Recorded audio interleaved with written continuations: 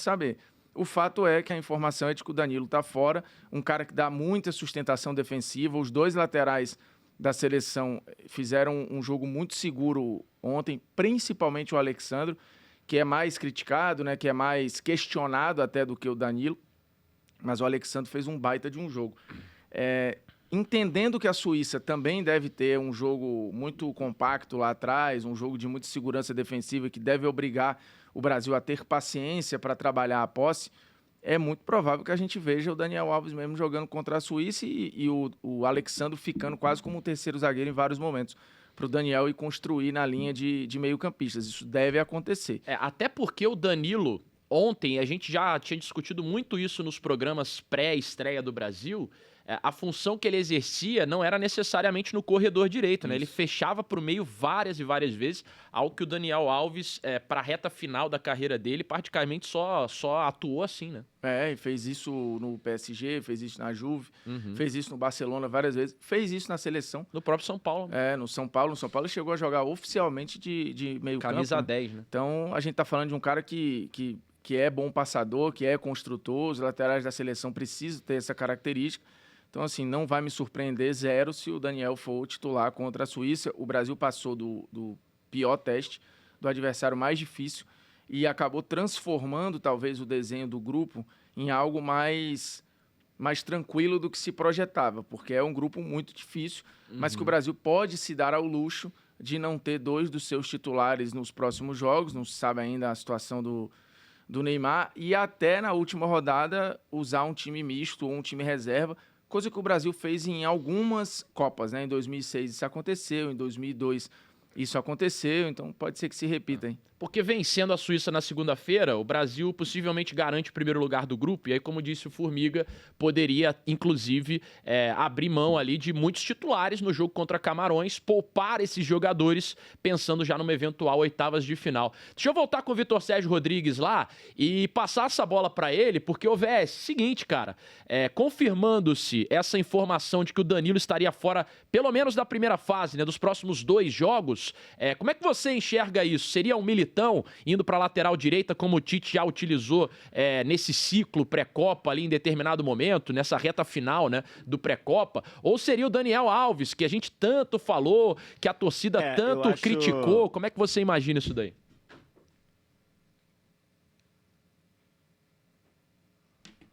Eu acho que você não colocar o Daniel Alves, eu acho que vai gerar questionamentos ao trabalho. Porque se você considerar que o Tite utiliza os laterais como construtores, não como jogadores que atacam o corredor, jogadores que vão à linha de fundo. Por exemplo, ontem, o primeiro tempo do Brasil estava muito travado e a única jogada que o Brasil conseguiu construir é uma jogada que o Danilo ataca o corredor, que é aquela jogada que o Rafinha entra na área depois de tabelar com o Paquetá e ele chuta fraco no meio do gol. Aquela jogada só aconteceu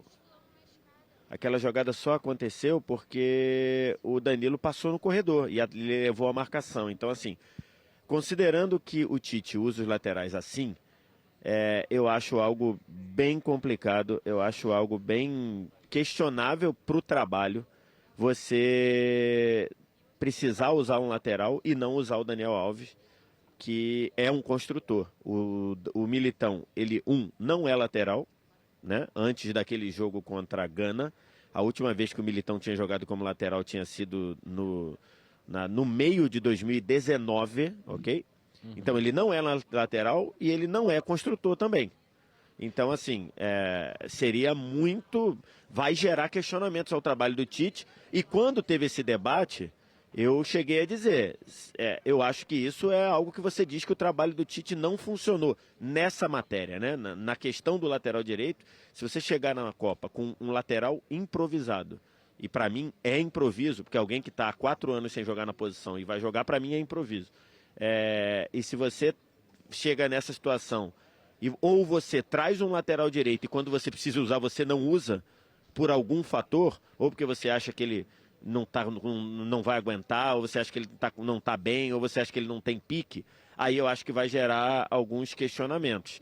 Mas vamos ver o que o Tite vai pensar, né? Ontem a gente viu o jogo da Suíça, e o jogo da Suíça ontem, aliás, o gol da Suíça, ele sai na única jogada em que a Suíça conseguiu acionar o Shaqiri em condição de ganhar o mano a mano. E o Shaqiri jogando pelo lado direito, tá? Pelo lado direito, afunilando um pouquinho em alguns momentos, mas jogando pelo lado direito. Então, assim, o lado esquerdo da Suíça não foi tão usado ontem contra Camarões. Então, acho que isso seria uma questão aí, né? Se fosse ao contrário, se fosse o Alexandre tendo problema, aí você poderia bater de frente com o Shaqiri. Eu não sei se, de repente, estou aqui especulando, tá?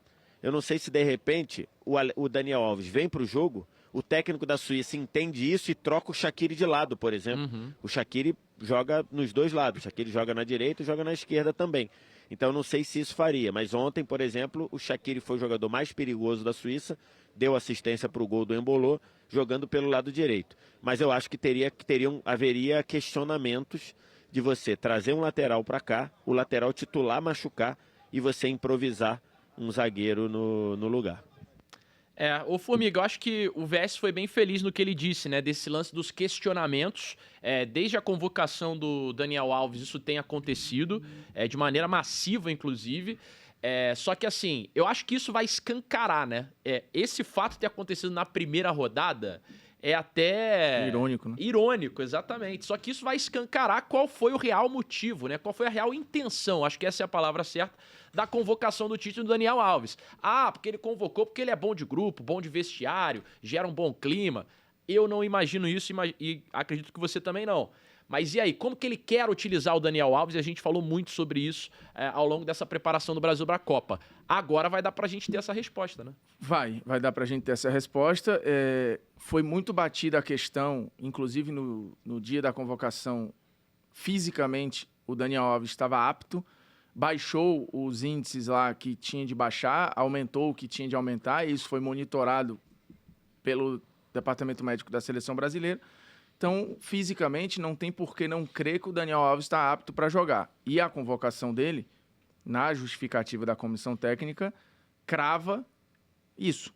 Se ele está bem fisicamente, se ele é bom passador, se ele é experiente e o titular está fora, me leva a crer que a lógica é que ele vai jogar. E eu tô com o VSR no recado ruim se ele entrar com o Militão, né? Porque o Militão, como o VSR informou, desde 2019 não atuava como um lateral, né? Acho que desde que ele saiu do Porto, desde que ele chegou no Real Madrid, praticamente só um zagueiro. Essa questão gera um debate que até eu e o Vitor, a gente discorda nesse ponto, porque os laterais da seleção, em vários momentos, não atuam como lateral. E a gente viu ontem... O próprio Alexandre e o Danilo jogam como terceiros zagueiros na Juve direto, né? E aí, num desenho como esse, o Militão pode ficar como um terceiro zagueiro sempre que o Brasil tiver a bola e soltar o Alexandre para ir para a linha de meio campo. Só que aí a gente atacaria menos pela direita também, né? Atacaria menos pela direita, só que assim, o jogo... Pode, Formiga... Não, eu acho que pode. A gente só diverge numa coisa. Eu concordo com você que pode e acho que pode funcionar. Acho que a gente só diverge. Isso, pra mim, é um improviso, entendeu? Assim, eu não tenho nenhum problema com isso e acho que pode funcionar e acho que o Militão pode fazer bem. Mas isso é um improviso. Acho que só é esse o ponto. Acho que talvez o termo, sim. Mas, enfim, o Dani acho que vai jogar. E ontem, cara, o que impressionou, assim, do jogo do Rafinha, eu tava vendo uma análise física do jogo de ontem, o Rafinha deu 89 sprints no jogo. Ou seja, quer dizer que ele deu 89 tiros para atacar ou para defender. Eu achei que o Rafinha foi muito bem, principalmente no primeiro tempo, em não se omitir, né? Ele tava buscando o jogo o tempo inteiro. Mas eu senti ele um pouco nervoso na estreia. Até no semblante dele ali, ele parecia meio assustado, sentindo o jogo, né? Eu acho que ele tava acelerado e o Tite falou sobre isso na entrevista, que o primeiro tempo o Brasil estava acelerado. Tanto que ele disse, galera, calma. Todo mundo querendo resolver, né? O passe picotado, até o domínio estava um pouco mais dificultado. Mas esse número do Rafinha, por que eu trouxe isso? Porque eu acho que ele pode dar muito suporte ao Daniel Alves. Cara, 89 tiros, 89 sprints dentro de um jogo. E o que mais fez na Sérvia deu 50 e pouco. Cara, é muito mais do que o cara que mais deu tiros no time da Sérvia. É quase o dobro, né? É quase o dobro. E aí a gente tá falando de um cara que não jogou os 90 minutos, isso quer dizer que ele deu mais de uma arrancada por minuto. Para trás ou para frente. Então isso pode dar muito suporte ali para o Daniel Alves, seja ele ou seja ele ou seja o Antony, mas assim, entendendo o trabalho do Tite e que o Daniel, nesse ciclo pós-18, ele normalmente entregou ali, né? Não acho que ele vai ficar fora, sinceramente. Assim, não vejo, não, ele não jogando. Eu acho que soma-se a isso o fato do Daniel Alves não disputar uma partida oficial desde setembro também, né? Essa é uma outra discussão. E aí você trouxe o fato de que o Rafinha tá correndo por 2, de repente influencia na posição do Daniel Alves dentro de campo aí. Acho que o Tite vai ter que quebrar um pouquinho a cabeça e talvez não imaginasse ter que fazer isso tão cedo, né? Dentro da Copa.